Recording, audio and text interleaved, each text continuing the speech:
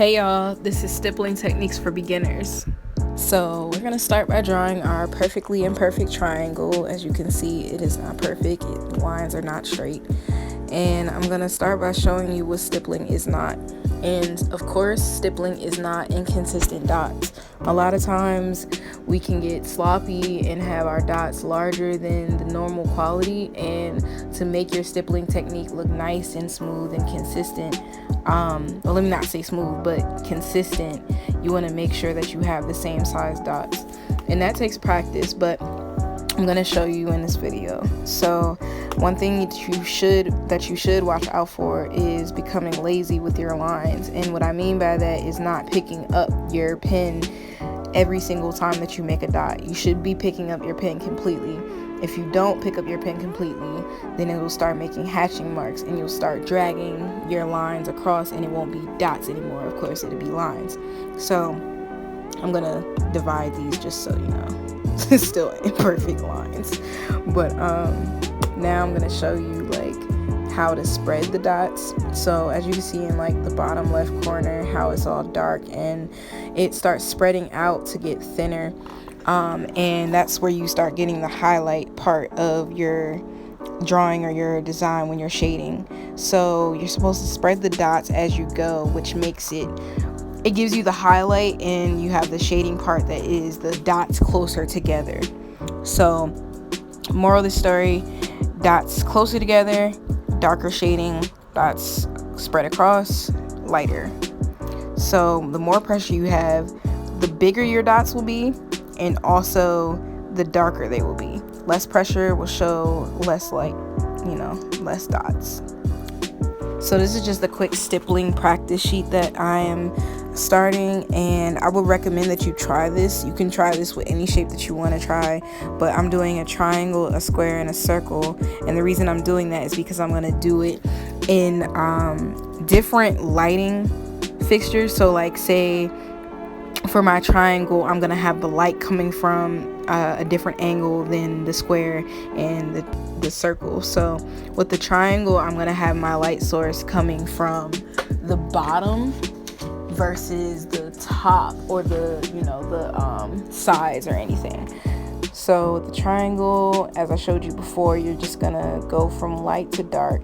One thing I forgot to mention is that you want to always start with your dark parts, start with your shading. So it's always easier to add dots than remove dots. So just remember that when you're spreading dots across. One thing that I like to do is have dots like where I will put a little bit of dots at the top just so I have an idea of how many dots I want to put. And this is just another like do's and don'ts. You want to have your consistent dot quality with little light pressure, and don't get lazy with it where you're consistently keeping your pen in the same spot and just moving your hand a little bit. You want to make sure you're raising your hand every single time that you're making a new dot. So now we're finishing up our triangle, and this stippling practice lettering was bothering me, so I just wanted to make it darker. Don't mind me, quick detour. And so the next one we'll do is the square, and for that I'm gonna do like a radial type of effect where the light source will be hitting directly in the middle. But I'm gonna add a few more dots to my triangle, and now we're gonna start our square.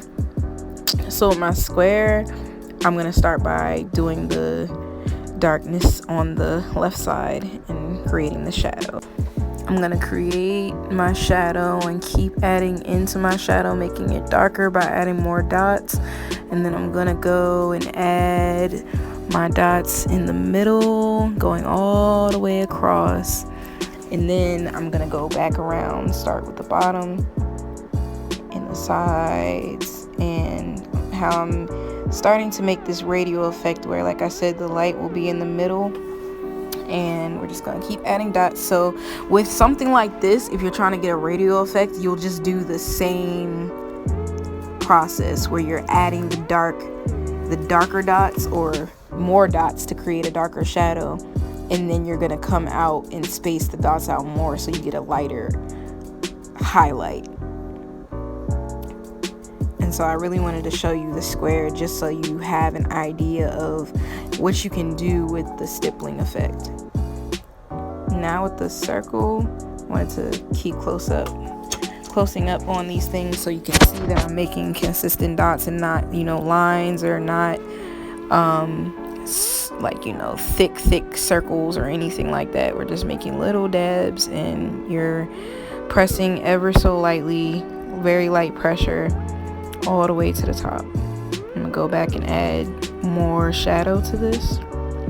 I'm adding more dots, more and more dots, until I get it the way that I want it. And it's really a preference. So if you like your spheres or anything to be a little less light in a shadow or shading, then do that by all means.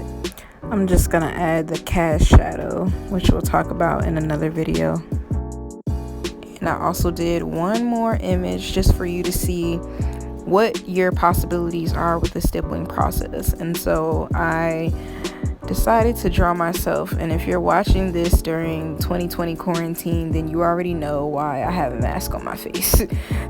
So I decided to do this because I took selfies. I took a bunch of selfies in my room, and I was like, all right, I'm gonna just throw a mask on, because to me that's what our future is looking like right now. So I'm just gonna start by doing my ear, and of course going in the same way that I would do shading in any other technique. Or so I'm using a reference photo and actually looking at the shading in the photo. And so you can watch here as I just go in with that. And now I'm gonna stop talking and actually let you watch. Thank you for watching this far, and enjoy the rest of the process. Please subscribe, like, comment, and share the video. I will be trying to post videos every Monday, Wednesday, and Friday at 12 p.m. Eastern and 11 a.m. Central. Check the links below to see what materials I used, and also the link to the 4 shading techniques for beginners that I posted on Monday.